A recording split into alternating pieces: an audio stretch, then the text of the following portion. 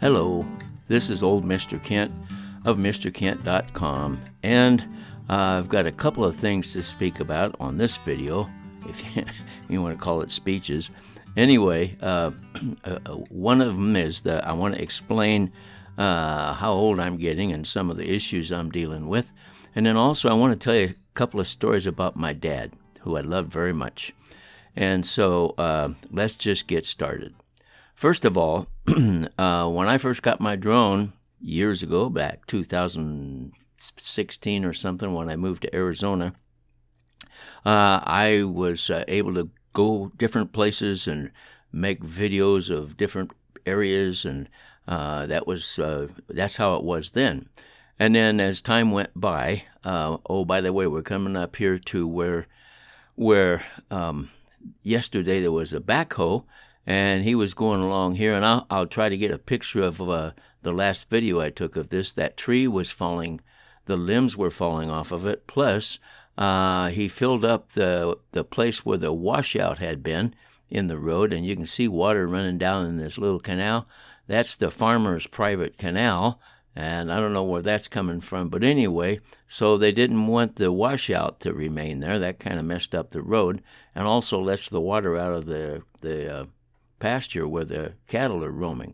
And then up here, there was even more limbs in the middle of the road here, and so he was using his backhoe to get those out of the way.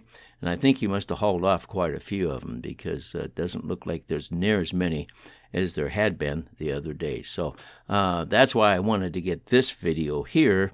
As you know, most of my videos have some kind of subject matter or some reason, but like I was explaining, as I get further along, it's not as easy for me. A couple of years ago, I had a TIA, don't know what that stands for, but it was like a stroke. I couldn't remember my phone number, my address, or anything for a while there. I was in the hospital for a couple of days, and everything turned out okay, except that it did kind of mess up my memory just a little bit. And if you look off in the distance there while we're climbing here, that's Superstition Mountain. And I'll talk about that in a few minutes here. But anyway, so after that, then my wife and I think some of the family members, they decided that probably I shouldn't drive a car anymore, because I don't want to hurt anybody, and that's okay with me. I do not want to hurt somebody. So I don't drive anymore. So if I'm going to fly my drone someplace besides at my son's house, then I have to ride my e-bike, which is fine. I don't mind doing that. And so that's what I've been doing, and that's what I'll continue to do, to get out and find something interesting to film. But most of my filming, I just like to make videos and put them on YouTube and show things I'm looking at from up in the air, because I've always loved flying. So anyway, most of my videos are, just looking down at stuff. Well, from now on, I'm not going to try to fool people. I can't go to all kinds of different places. For one thing, I found out, I'm realizing that if I ride 10 miles away or more and film, it's going to look about the same as it does here. It's going to be a farmer's field or or grassland or an HOA. So I'm just confessing the fact that I'm probably going to make more videos right here at home, and not worry about trying to please people with something that's way far away. So anyway, and that's how it is. And by the way, I mentioned the Superstition Mountain. People have suggested that I go over there and fly and make some videos. And I did that one time with my son. He was out riding or climbing rocks with his Jeep. Wanted some videos of that. I tried to take my DJI drone off, and it wouldn't, because that's a wilderness area. And the whole area over there is wilderness. So it's against the law to fly a drone in the wilderness areas. So there you go. That's why I'm just going to give up trying to be fancy. And if you want to look at cows, I can show you cows lots of times, or the other things around. And I'm still going to ride my bike to construction sites and to my favorite old flying park, and to the Queen Creek Wash, and there's lots of places I like to go, and it looks different than this. But anyway, that's why I don't go miles away, because I can't drive, or I don't drive. I still have my license, and I could drive, but it's a little better if I don't, I suppose. So anyway, that's my story. When I say old Mr. Kent, I really am getting old. In fact, I don't have the memory I used to have, that's for sure. So, now, let me tell you about my dad, because he was a super guy. This, if you've been following along, we moved from the wooded area east of Renton, Washington.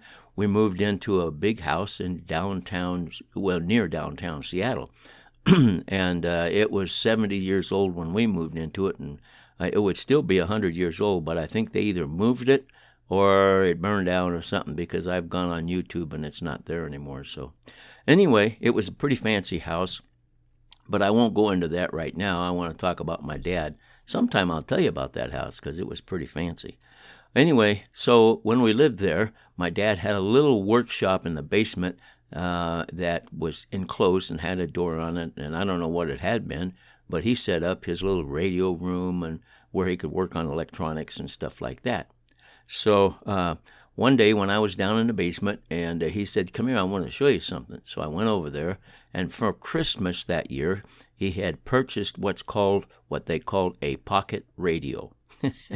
Now, I got to tell you that the pocket radio was like about 8 inches long, almost 2 inches thick, and maybe 4 inches wide, but it was transistorized.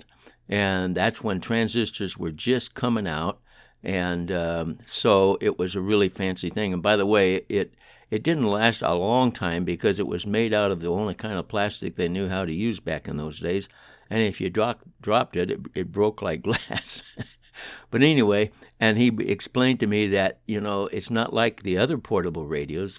In all the other portable radios up to that point, you had to have a B battery and an A battery. The A battery ran the filaments in the tubes, and the B battery was a little higher voltage, and it was used to generate a higher voltage within the circuit that would work with the tubes. You had to have a fairly high voltage to get a tube to work. So anyway, you had to have those two batteries, plus everything in there was tubes, so that took up a lot of room.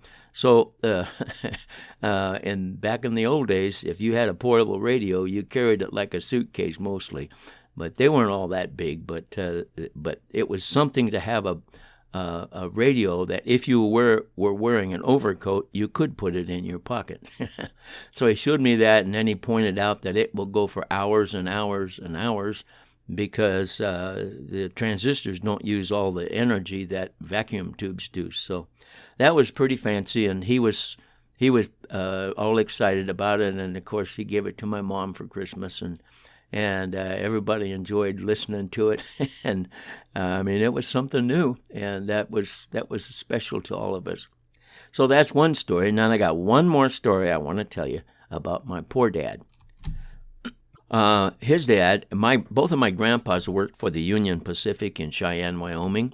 My grandpa on my mom's side worked in the shop, working on mechanical things, and working on the engines.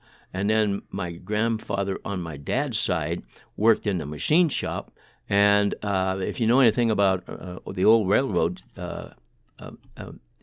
steam engines, their wheels had tires around them that they heated up, and then they put them on, and they cooled, and then they stayed on. They call those the tires, and those are the part that had the rim on it to keep it from going off the track. Well, my dad remembers going to watch his dad run a lathe that was shaving down turning out one of those tires. And so in order for it to work with a great big huge wheel, it actually, the metal was passing the cutter pretty fast, but the wheel was turning really slow. And that's what my dad remembered from when he had gone to work. There goes the little one's looking for its mom and said, Mommy, how come you went off and left me? For Pete's sake, I didn't watch where you went, but now I found you. Well, anyway, So back to the story about my dad. Anyway, so he later in life, while we were living in that nice house, he purchased a little, a lathe that you could use in your house. It wasn't big; it was small. Wasn't one of those big, heavy-duty ones. But it sat on a tabletop, and it had everything. It was heavy, but it had everything you needed. And he tried to use that, and all it did was chatter. And I was too young then to know why, but he got very discouraged with it because when he tried to turn out some piece of metal, it would just chatter and it wouldn't give him a nice cut. Well, then as I got, which was sad because then he never made much use of it, or any use of it, I guess. Anyway, when I got older and went to college and I was becoming an industrial arts teacher, and I had to learn all of the metallurgy and the tools that you use, well, I learned that for a lathe to do a good job of turning, the metal, of course, has to be going past the cutter really fast, which means his lathe needed to be spinning at, many couple hundred RPM or something like that per second. But his memory of it turning really slow when his dad was using it, I'm sure that's what he thought it had to do, is he thought it had to turn slow. And I learned when I was learning how to use lathes that it's got to be going past that cutter really fast. And if he would have known that and he would have just, turned it up so it was turning fast, he probably would have not had all the problems that he had.